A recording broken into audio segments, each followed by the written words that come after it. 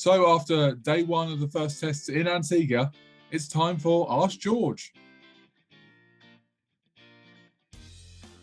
Michael Penhall asks, has anyone explained to England management that being 3 down for not many is not mandatory? Hello, Michael. I don't suppose they meant to be fair. I don't think that was the plan. But yeah, it's been a long-running saga, that, hasn't it? The weak top order batting. To be fair, I thought the batting was very hard against the new ball. I thought West Indies done really well. And, you cut them back there. I think it did get a lot of few back on that wicket as the day went on, whether it was the ball getting softer or the pitch getting drier, or a combination of those things, the bowlers getting more tired. I don't know. But, to be fair, I thought there was some... I thought they bowled really well at Joe Root. You would maybe say that Crawley went to hit the ball that got him out quite hard. Dan Lawrence got a good one as well. So, it's easy to be critical, and consistently, obviously, they haven't done a good job at the top order. But it was quite tough to go. On a similar theme, Richard Olney asks, it looked to me like it was very good bowling rather than poor batting. Well, I think there's a bit in that, isn't there? Yeah. I mean, the only thing I would say is that, of course, it's good bowling. It's a test match. And that is going to happen. And I suppose you have to put up a little bit more resistance. I mean, Alex Lees did basically go half forward to, a decent ball. I mean, that's going to happen. As I say, Zach Crawley could have left the ball that he was out. Obviously, Joe Root shouldn't have left the ball that bowled him. But I think he makes a point. I think the bowling, I thought Keeman Roach in particular, the new ball, absolutely exceptional. So, a bit of credit where it's due. Always these things are a mixture of sort of batting, fielding, and bowling strengths, aren't they? So, you have to recognise those. Forrest Pilgrim says, radical idea, we flip the batting order and send in the tail enders first to take the shine off the ball and wear the bowlers out a bit. I mean, again, I think we just got to acknowledge that it did get easier. I don't know when, but sort of an hour or so after lunch, I thought that there was almost no nip. The swing almost disappeared. And there's so little pace in the wicket that any movement that they were getting, the batters seemed able to adjust. And there was a period there where Jonny Bairstow was completely dominant. He had earned that right, I think, to bat in that period, because he battled through when it was doing a bit. But, it is a much, much tougher job to bat in the top 3 or 4. And I'm not taking anything away from Jonny Bairstow. I think he is a fantastic number 6. That is what he is. I think he averages 10 at number 4 in Test cricket. I mean, admittedly, it's a small sample size.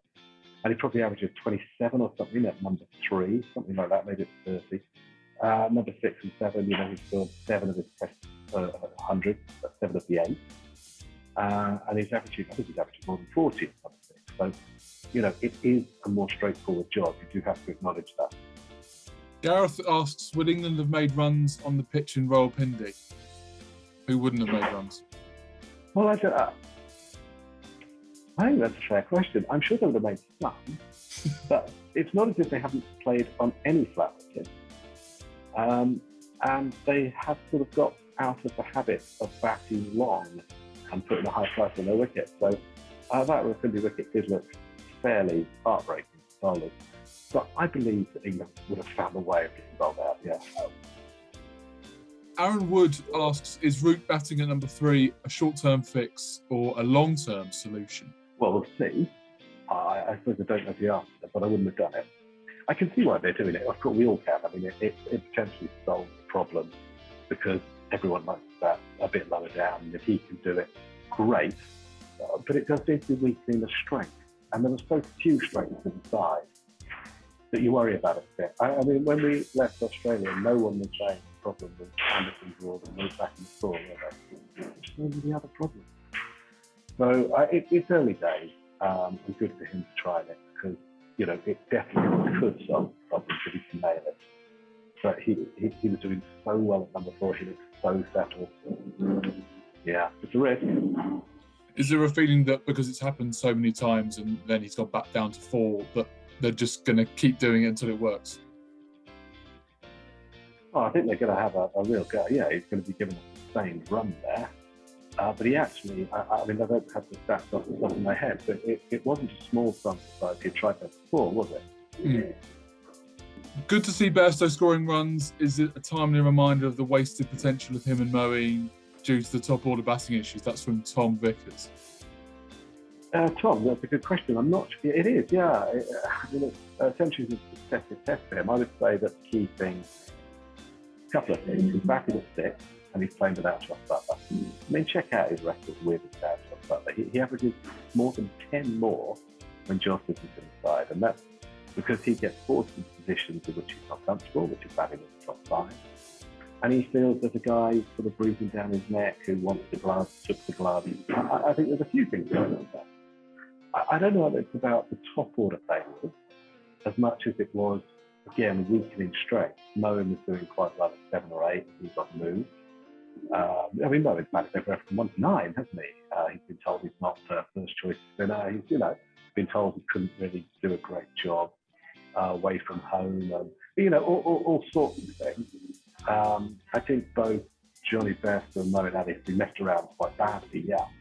And it's really relevant that Jonny clearly settled at 6. He's just spoken about it in his presser. He clearly, he's batted there a lot. He's comfortable there. He knows what the role is, and he's nailing it. So I think it probably was losing the line. He was doing so well until just came back into the side and unsettled him. So I'm not having a go at Josh Butler. He was obviously a great white ball cricketer, and you could see that he was promising, but he was recalled to be specialist number 7, which is like being a specialist unicorn. It doesn't exist.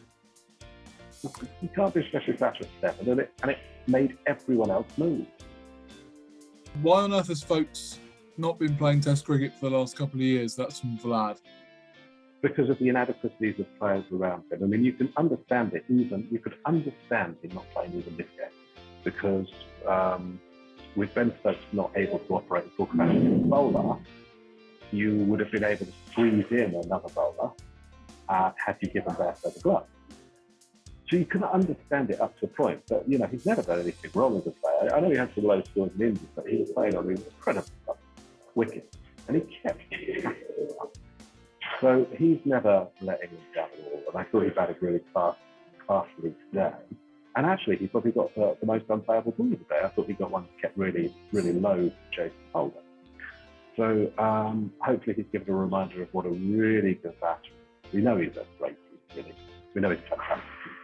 But I'm not sure everyone knows what a good batter is. And I thought he played a really good classy innings today. Mitch Cook asks, why does George look so much like a chain-smoking New York private detective in the graphic? I presume because the guy who drew the graphic, I must have cut him up in traffic or something. I don't know what I did, run over his dog. I think that's quite a kind description. I mean, a chain-smoking New York detective, I think I look a bit scrotal. No one wants to look scrotal.